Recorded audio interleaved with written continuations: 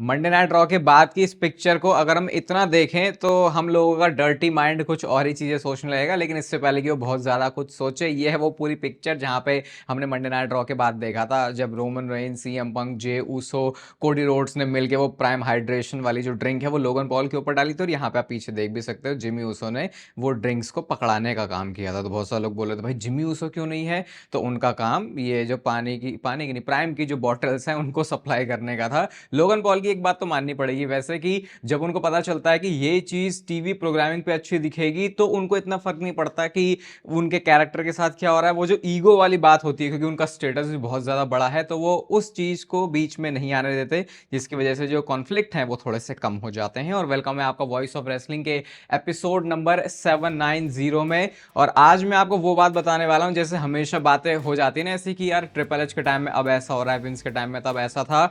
आज उस बारे में बात होगी जो कि आप बोल सकते हो हम लोगों के लिए एक ब्लेसिंग है कि अब विंस मैकमैन क्रिएटिव कंट्रोल में नहीं है, क्योंकि बहुत सारे फायदे होते हैं, बहुत सारे नुकसान भी होते हैं। तो देखो, स्पीड गोज प्रो करके एक पूरी क्या बोलेंगे यूट्यूब वीडियोस की सीरीज निकालनी शुरू करी है स्पीड ने, जहां पे वो अलग अलग स्पोर्ट में जाके वो कैसे अपने जौहर दिखा सकते हैं उसको टेस्ट करते हैं। तो ये वाला एपिसोड उनका आया डब्ल्यूडब्ल्यूई के साथ। और भाई ये आपको एक इतना ज़्यादा अलग एक्सपीरियंस देने वाला है, क्योंकि हम लोग अब जैसे अनरियल आने की वजह से फिर भी हमको थोड़ी थोड़ी चीज़ें पता चल जाती हैं, लेकिन एज फैन का ही हमारा पर्सपेक्टिव रहता है। लेकिन अगर कोई एक बंदा जो कि आउटसाइडर है वो डब्ल्यूडब्ल्यूई ट्राई करना चाहे, तो यहाँ पे पूरी वीडियो में पूरी जर्नी है स्पीड की, कैसे परफॉर्मेंस सेंटर में आते हैं, पहले तो उन्होंने ट्रेन किया, इसमें स्पेशल फीचर किया गया है रैंडी ओर्टन को, और बाद में जाके फिर उनका मैच भी होता है जिसमें फिर रैंडी ओर्टन को बताना था, अपना जजमेंट देना था कि क्या स्पीड रेडी है डब्ल्यूडब्ल्यूई जैसे किसी शो के लिए। आगे अगर डब्ल्यूडब्ल्यूई सुपरस्टार उनको बनना हो तो उसके लिए उनको अप्रूवल भी मिल जाता है। तो बहुत मस्त ये वीडियो है, आधे घंटे के आसपास की है। और यहाँ पे एक तगड़ा वाला चेयर शॉट भी खाया स्पीड ने, और स्पीड की बात तो माननी पड़ेगी भाई, हमने जो स्पीयर उनको खाते हुए देखा था ब्रॉन ब्रेकर से, ऐसा लग रहा था कि जैसे स्पीड बहुत ज्यादा ही प्रो है स्पीड प्रो, क्योंकि आपको पता है वो बाकी जो एथलेटिक चीजों में काफी इन्वॉल्व रहते हैं, लेकिन यहाँ पे उनकी भी बहुत ज्यादा फट रही थी और कुछ कुछ ऐसे स्पॉट्स थे। मतलब पूरा एंटरटेनिंग एपिसोड ये रहा, जहाँ पे एंड में जाके फिर उनको अपनी पूरी एंट्रेंस भी मिलती है, फिर उनका मैच भी हुआ। ऑब्वियसली वो मैच हार गए, क्योंकि ऐसा नहीं हो सकता कि स्पीड आ गए और भाई कोई भी डब्ल्यूडब्ल्यूई टैलेंट को आगे हरा दें। तो अच्छा एपिसोड था। और ये चीज़ अगेन मैं जैसे मैंने स्टार्ट में बोला कि अगर विंस मैकमैन कंट्रोल में होते तो इतना ज़्यादा वो खुलने का मौका नहीं देते, या फिर डब्ल्यूडब्ल्यूई का की जो बाउंड्रीज उन्होंने बहुत ज़्यादा रेस्ट्रिक्ट करके रखी हुई थी। तो देखो, पास के दो पहलू होते हैं, कुछ चीज़ें इसकी वजह से बेकार भी हो जाती हैं, जैसे अनरियल डॉक्यूमेंट्री, बहुत सारी ऐसी चीज़ें हैं जो कि शायद फैंस को नहीं पता लगनी चाहिए थी। लेकिन उसकी दूसरी साइड ये भी है कि क्योंकि फ्लेक्सिबल है, अभी के मॉडर्न टाइम के हिसाब से थोड़ा बहुत ट्रिपल एच चलते हैं, तो फिर इस वजह से ऐसे यूनिक एपिसोड्स भी हमको दिख जाते हैं, क्योंकि इसमें डब्ल्यूडब्ल्यूई के एफर्ट्स भी बहुत ज़्यादा लग रहे हैं। ऐसा नहीं कि स्पीड का शो है तो फिर कुछ ऐसे, मतलब डब्ल्यूडब्ल्यूई ने इसमें कोई कोऑपरेट नहीं किया। यहाँ पे पूरा दिख रहा है कि वो टाइटनट्रॉन भी स्पीड का लग रहा था। तो अच्छा एपिसोड था, हाईली रिकमेंड करूंगा कि आपको जाके देखना चाहिए। वॉर गेम्स मैच की बात करते हैं, और इस बार का जो वॉर गेम्स मैच है वो सबसे बड़ा वॉर गेम्स मैच होने वाला है। अब इससे पहले चैनल पे मुझे ये वाले कमेंट्स आते हैं कि भाई जब आप प्रोटीन की बात करते हो तो वो हमारे बजट के बाहर है। अभी आपके पास बेस्ट मौका है, क्योंकि ब्लैक फ्राइडे की जो सेल है वो लाइव हो चुकी है, 22% ऑफ है। और डायरेक्ट जो मैं आपको प्रोटीन वाले सेक्शन का लिंक है वही डिस्क्रिप्शन और पिन कमेंट में दे दूंगा। मतलब अभी आप भर भर के मंगा सकते हो, ताकि बाद में जाके जब प्राइस ऊपर हो जाते हैं तो फिर आप उन चीजों से बच जाओ। नॉर्मल जो मैं प्रोटीन की बात करता हूँ 3600 के आसपास वो होता है, लेकिन अब आरपंथ वाला कोड लगाने से वो आपको 2800 के आसपास मिल जाएगा। मतलब ऑलमोस्ट आप बोल सकते हो 1000 के आसपास का डिस्काउंट है। बाकी प्लांट प्रोटीन में इंटरेस्टेड हो तो वो आपको और ज्यादा सस्ता मिल जाएगा। बाकी मेरे से भी पूछते हैं कि भाई कितना कंज्यूम करते हो आप, तो पर्सनली देखो, मैं तो एक करता हूँ, मैक्सिमम 2। वैसे तो मुझे 2 बोलना चाहिए, और ब्रांड वाले भी यही बोलते हैं कि 2 स्कूप के लिए, तो क्योंकि ऑब्वियसली फिर उससे ज़्यादा कंजप्शन होगा तो उसकी वजह से सेल ज़्यादा होगी। लेकिन देखो, मैं आपको अपनी जो जेन्युइन एडवाइस है वही देता हूँ, बाकी सारा मैं अपनी डाइट से पूरा करने की कोशिश करता हूँ, और ये बहुत कन्वीनियंट हो जाता है। तो एक स्कूप ये वाला, तो प्रोटीन वाला लिंक, प्रोटीन वाला जो सेक्शन है उसका लिंक डायरेक्ट दे दूंगा। बाकी सारे पूरे वेबसाइट के ऊपर ही सेल है, कोड यूज़ कर लोगे तो अगेन आपको जो ब्लैक फ्राइडे का डिस्काउंट है उसका फायदा मिल जाएगा। तो अभी देखो, ज़्यादा टाइम नहीं वेस्ट करा, भर भर के अभी मंगा लो, ताकि बाद में जो प्राइस बढ़ जाते हैं आप उससे थोड़ा सा बच जाओ। क्योंकि नेचुरल टीन इंडिया का most tested and certified protein है, तो थोड़ा सा बोल सकते हो कि प्रीमियम क्वालिटी में आ जाता है, जिसकी वजह से प्राइसिंग भी कई बार थोड़ी सी प्रीमियम हो जाती है। तो वॉर गेम्स मैच की बात करते हैं, और जैसा हमको पता है कि पार्टिसिपेंट इसमें बहुत ज़्यादा बड़े बड़े होने वाले हैं,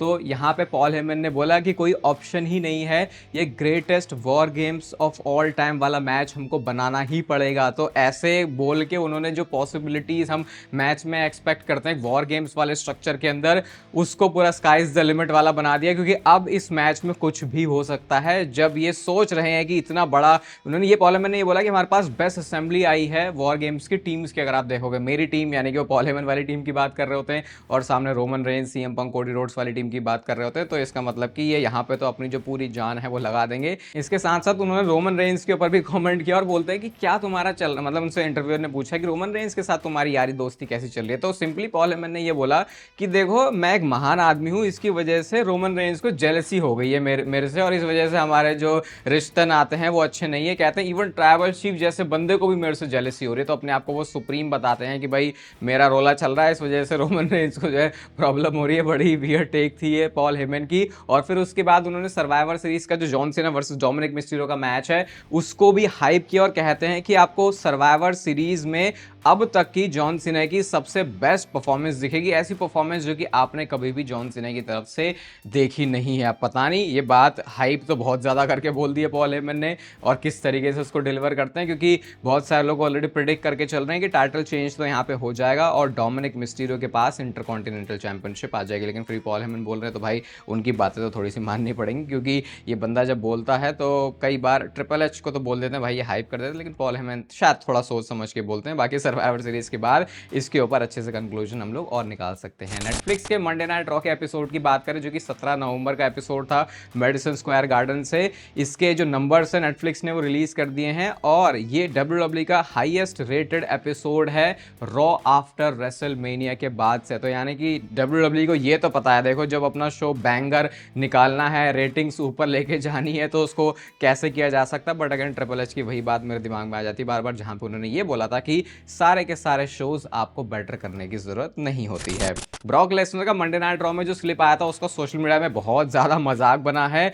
ये चीज बैक स्टेज कैसे अफेक्ट करी है उसके ऊपर भी इनसाइडर्स की तरफ से रिपोर्ट आई है, और रिपोर्ट ये है कि ब्रॉक लेसनर बंदा बिल्कुल चिल है भाई। ब्रॉक लेसनर को इस बात से कोई ज्यादा फर्क नहीं पड़ा कि वो स्लिप हो गए, उसके बाद वो दोबारा खड़े हो गए, कहते बहुत हैप्पी मूड में हैं और बड़े एक्साइटेड हैं सारे लोग वॉर गेम्स वाले मैच के लिए। तो ऐसा कुछ भी नहीं, कई बार जब ऐसा कुछ मिस हैप्पी इसको बोलेंगे क्योंकि भाई होना तो नहीं था वो, तो जब ऐसा कुछ होता है स्लिप्स या बहुत चीज होते हैं तो थोड़ा माहौल WWE में हो जाता है बैक स्टेज गर्म, लेकिन यहाँ पे ऐसा नहीं था। और फिर कुछ लोगों ने पता है क्या बोला कि अगर वो वाला ऑरा रीगेन करना है ब्रॉक लेसनर को तो उनको क्या करना पड़ेगा, उनको अपने वो जो मून सॉल्ट है वो वापस लेके आने पड़ेंगे, जो कि ऑब्वियसली ब्रॉक लेसनर नहीं करने वाले। और इसी वाले फर्स्ट टेक में जो पॉल हेमन आए थे इंटरव्यू पॉडकास्ट में, यहाँ पे उन्होंने इस चीज के ऊपर भी कमेंट किया, रिएक्शन दिया। उन्होंने कहते हैं कि उन्होंने फंबल तो किया, ब्रॉक लेसनर गिर तो गया, लेकिन उसको उसने एक टच डाउन में बदल दिया। तुम देखो ब्रॉक लेसनर उसके बाद कैसे गुलाटी खा के खड़ा हुआ है। तो इस चीज में भी जो ब्रॉक लेसनर की खूबी थी कि वो कैसे उल्टा गुलाटी मार के खड़ा हो गया, उसी चीज़ को पॉल हेमन अप्रिशिएट कर रहे हैं। तो बहुत ज़्यादा उन्होंने इस बात को ऐसे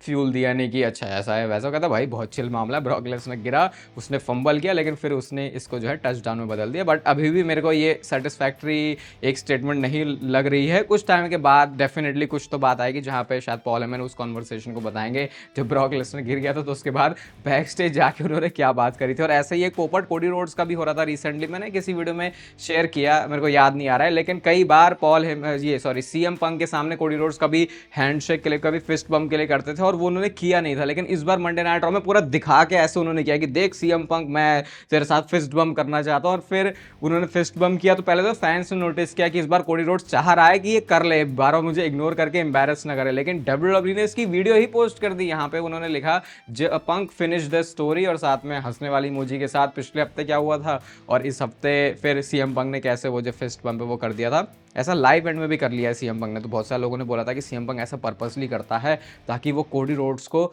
छोटा दिखा सके अपने सामने।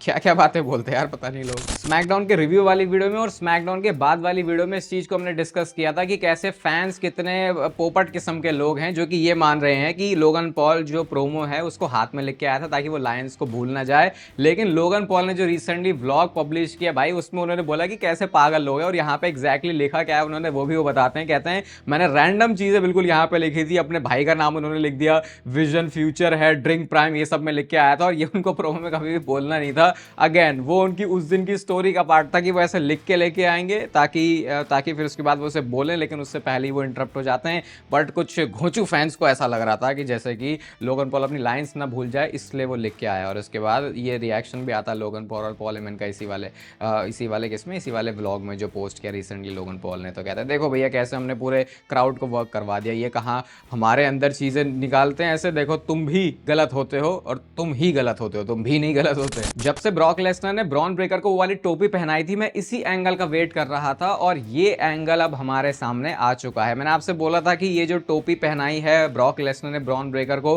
वो एक तरीके से कवर अप था, वो अब अपने फ्लो में थे इसलिए उन्होंने वो टोपी जाके पहना दी, वो चीज़ उनको करनी नहीं थी। लेकिन अगर आप ब्रॉन ब्रेकर के कैरेक्टर के हिसाब से देखोगे तो भाई ये चीज़ें एक डैमेज तो पहुंचाती है। मैंने एक ट्वीट भी किया था कि जब सेथ रॉलिंस की भी नहीं सुनी ब्रॉन ब्रेकर ने, भाई वो उसके साथ ऐसे ट्रीट कर रहा था कि जैसे वो कुछ है नहीं, तो यहाँ पे तो भाई बिल्कुल उन्होंने रैक सा बना के उनके सिर पर टोपी रख दी। तो चाहे नाम ब्रॉक लेसनर ही क्यों ना हो, ब्रॉन ब्रेकर को ये बात अच्छी तो लगेगी नहीं। और यहाँ पे वो इंस्टेंट रिएक्शन भी आ जाता है ब्रॉन ब्रेकर का, जहाँ पे वो टोपी जैसी उनके सिर पे उन्होंने रखी, उसके बाद ब्रॉन ब्रेकर ने उस टोपी को उड़ा दिया। मतलब वो गुस्से में था, ऐसा उनका भी रिएक्शन था, भाई मेरे को क्या टोपी पहना दिया, ऐसे करके उन्होंने उड़ा दिया उसे।